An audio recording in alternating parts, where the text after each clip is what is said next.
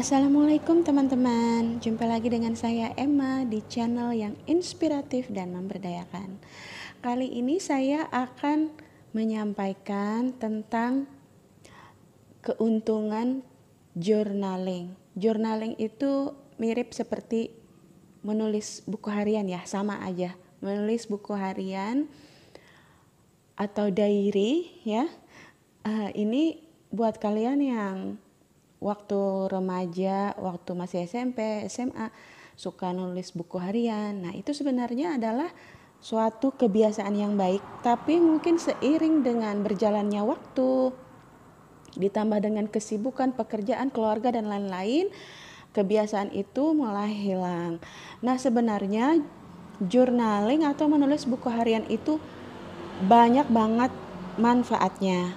Dan journaling itu ada berbagai macam ya. Dan saya di sini ingin menyampaikan dua macam jenis journaling yang cukup populer, yaitu pertama yaitu bullet journaling. Bullet journaling itu ditemukan dan dipopulerkan oleh Ryder Carroll, ada di YouTube channelnya ya, channel Bullet Journal.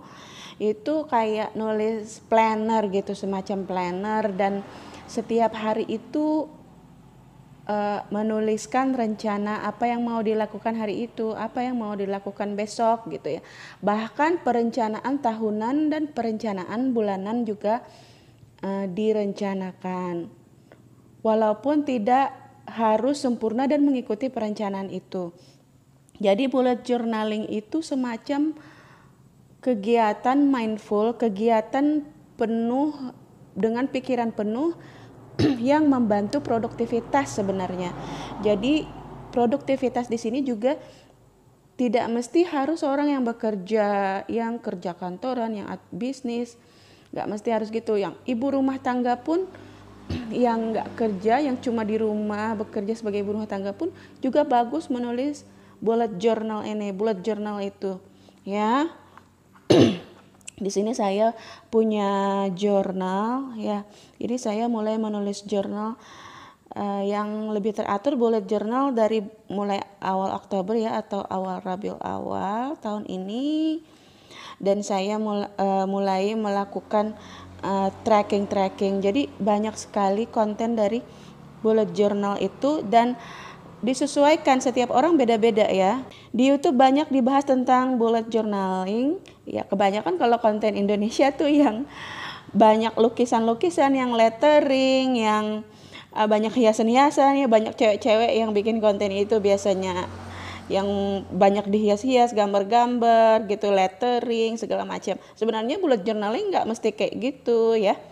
Bisa aja tulisan-tulisan biasa. Nah, ini awal tahun saya punya buku planner yang udah ditentukan kayak gitu ininya, tapi ternyata saya nggak terlalu cocok, karena kalau udah ada penentuan gitu, ini target misalnya menabung sekian per minggu dan lain sebagainya, itu kan belum tentu ya sesuai sama kondisi dan kebutuhan kita. Oke, ada juga yang target misalnya target olahraga dan lain-lain ya. nggak semua orang punya kebutuhan yang sama ya, mungkin masih pemula atau sudah expert, lain-lain kebutuhannya. Jadi manfaat bullet journaling itu adalah biar kita itu lebih teratur dan lebih terorganisir.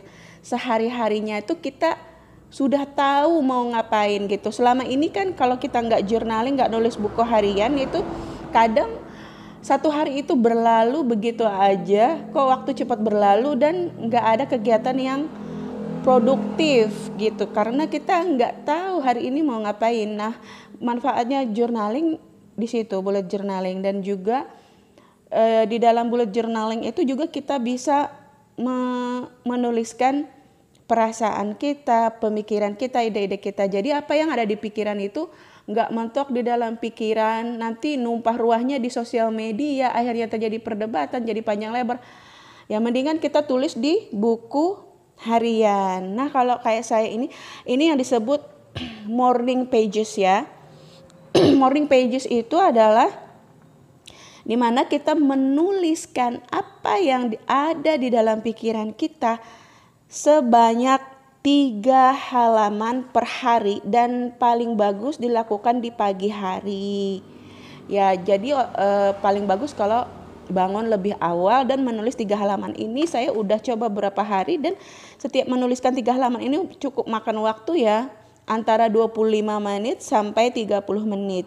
Kalau 25 menitan tuh ya tulisannya bakalan kayak cakar ayam, tapi nggak apa-apa. Apapun yang kamu tulis, opini, pendapat, dan apapun tuh tuliskan ya. Morning pages namanya, itu bagus banget dituliskan di pagi hari, biar sepanjang hari itu kamu istilahnya otaknya udah nggak terlalu penuh lagi gitu, udah tertuang ke buku itu, namanya morning pages ya. Ini kalian bisa pisahkan dari bullet journaling. Nah ini kebetulan buku jurnal saya ini cukup tebal dan saya baru memulai menulis di sini dari awal Oktober, makanya saya pikir kalau cuma sampai Desember itu bakalan banyak sisanya. Jadi morning pagesnya saya tulis gabung di sini di belakang. Nah kalau kalian masih pemula, kalian bisa nulis morning pages di buku biasa, buku sekolah gini ya, boleh banget, siapa mau larang. Nggak perlu mesti cantik-cantik bukunya. Jadi untuk mental clarity itu dia gunanya journaling. Nah masih di bullet journaling ini saya udah mulai menyiapkan kerangka untuk bullet journaling tahun depan, yaitu tahun 2023. Itu jadi bullet journaling itu bujo atau yang disebut bujo itu ada setupnya atau ada template-nya gitu yang kita bisa tulis sendiri. Kalau buku planner yang kayak gini itu template atau setupnya dari pihak percetakan yang udah menentukan gitu. Aku nggak terlalu cocok ya sama ini, karena gini, kalau harian itu kadang aku pengen nulis banyak, kadang aku nggak nulis apa-apa gitu. Terus mood tracker, menurut aku ngapain kita nge-track mood kita? Yang namanya mood kan bukan cuma berubah-ubah setiap hari, kadang dalam hitungan jam, hitungan menit juga berubah. Jadi apa gunanya ngitung mood tracker? Jadi aku nggak ngitung mood tracker. Aku ngitung gimana lebih baik kita nge-track habit atau kebiasaan untuk meregulasi emosi kita. Misalnya meditasi, self healing dan lain sebagainya ya. Nah ini termasuk bullet journaling juga sih planner ini, tapi aku enggak terlalu cocok dan ada kecenderungan kita mau untuk pemula ya.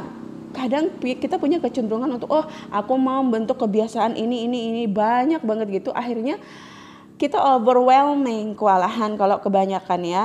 Demikian dulu video dari saya tentang journaling. Nanti kita lanjutkan lagi ya.